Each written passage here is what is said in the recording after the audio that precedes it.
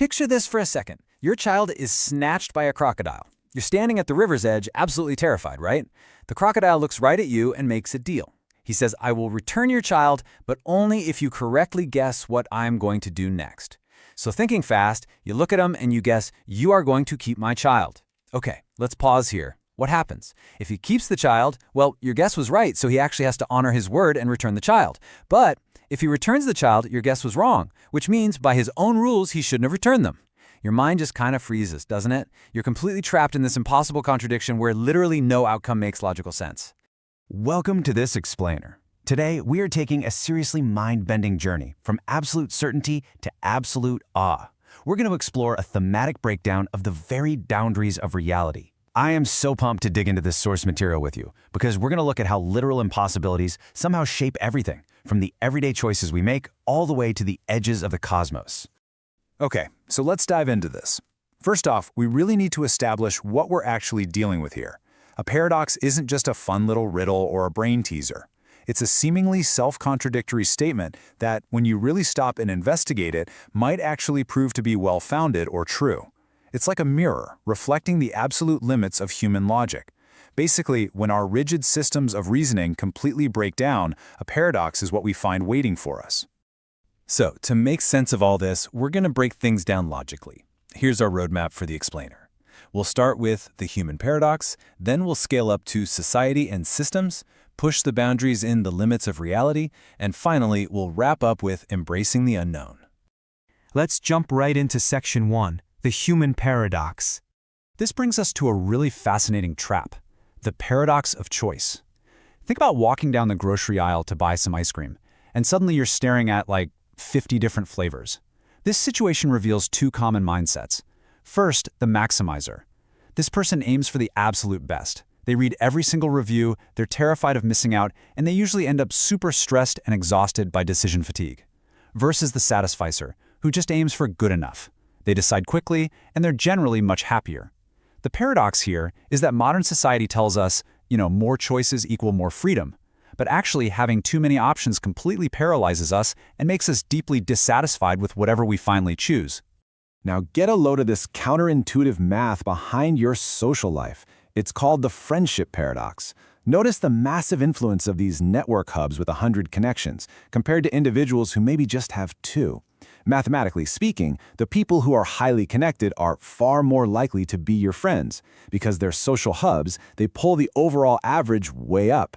So what does that mean? It means that mathematically, your friends actually do have more friends than you do. Seriously, it's not just in your head.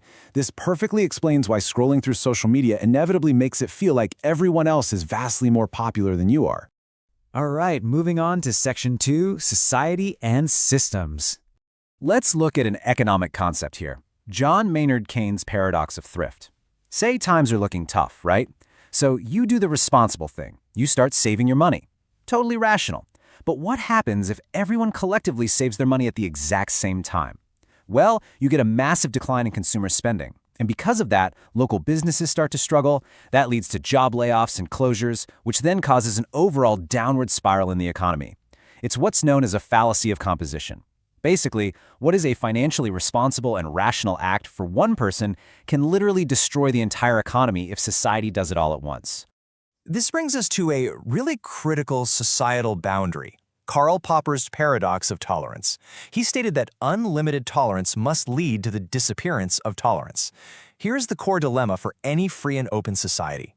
If a society tolerates absolutely everything, and that includes actively intolerant groups who want to suppress the rights of others, well, those intolerant groups will eventually seize control and destroy the tolerant society. So a tolerance system actually has to draw a strict boundary. It has to reserve the right to be intolerant toward intolerance itself. Otherwise, the very conditions that allow that society to be free will completely collapse. And now we've reached the climax of our deep dive. Section 3, the limits of reality. Let's examine the ancient ship of Theseus puzzle. This one is a real mind-bender. On the left, we have the maintained ship. Imagine that over the years, as pieces rot, every single plank, sail, and nail is slowly replaced. Is it still the same ship?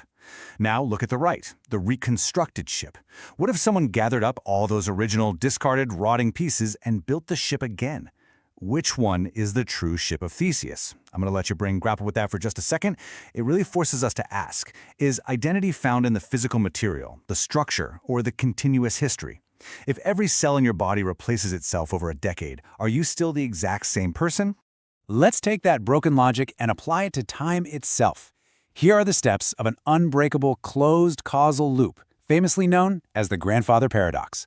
Step 1, you travel back in time. Step 2, you accidentally prevent your grandparents from meeting. Whoops. Step 3, because they didn't meet, you were never born. But wait, look at step 4.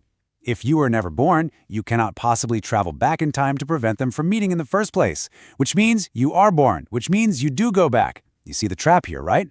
It turns out, successfully erasing your own existence is a massive, totally unsolvable headache for the laws of physics. Now, applying this kind of mind-bending scale to the universe brings us to the eerily quiet Fermi paradox. The universe holds hundreds of billions of galaxies. Mathematically, that yields a near absolute certainty of intelligent life existing out there somewhere. And yet, we are met with absolute, deafening silence. How can the cosmos be absolutely teeming with the potential for life, but we appear completely alone? Are civilizations just exceedingly rare? Do they inevitably destroy themselves once they reach technological maturity? Or are we just in some sort of cosmic zoo? It evokes this real sense of awe, definitely mixed with a slight touch of existential dread. So, how on earth do we cope with all these impossibilities? Let's transition to our final resolution, Section 4, Embracing the Unknown. To navigate all this, let's look at an incredible survival strategy known as the Stockdale mindset. This was used by Admiral James Stockdale when he was a prisoner of war. Look at the optimist in this comparison. They have blind faith in quick success, believing they'll be out by Christmas, but their spirit utterly breaks when reality hits. The pessimist, on the other hand, falls into total despair and just surrenders. But the Stockdale mindset, it requires balancing two completely contradictory ideas at the exact same time. You have to have unwavering faith that you will prevail in the end, combined with the discipline to confront the brutal, harsh reality of your present moment. True resilience actually requires this paradox. And that perfectly connects to the hedonism paradox, beautifully summarized here by Viktor Frankl.